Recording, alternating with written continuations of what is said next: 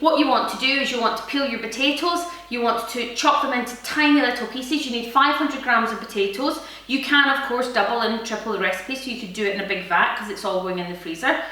You want them to be quite small, and you want to cook them until they're just like really quite soft, you know, because you're going to be mashing them.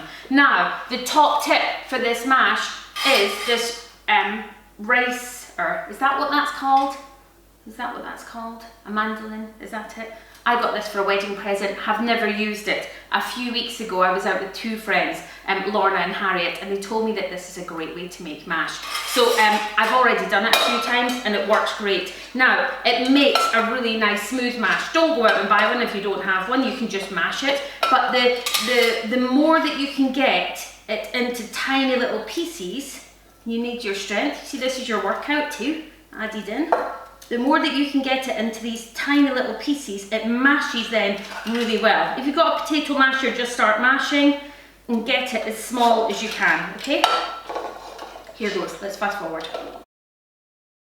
Okay, so the ricer has made the mash like tiny little bits of rice, so it's just a really quick way of mashing it. So if you happen to have one, then you can use it. All we're going to do next is use a vegetable stock cube, a Knorr vegetable stock cube. Top tip as well is I like to grate it into the water because then it instantly dissolves, okay? So you're going to want about 150 ml to 500 grams of potatoes. It will slightly change depending on what potatoes you buy, so I'll show you how you add it in.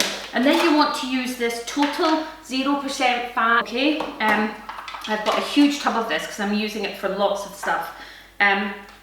So you want 150 ml of this as well, okay? Which is actually about half a cup. So this is a little quarter cup.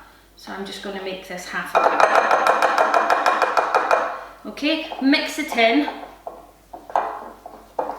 And you'll see it's quite dry at the moment. And then you just start adding your vegetable stock. So it is going to taste slightly different than normal mash because it's going to have that vegetable stock flavour. But actually I really liked it. So I made this one in advance, okay? And I so only put in a little bit at a time, sorry. Keep mixing. I'm going to lift that up because it's going to make a big noise on the counter.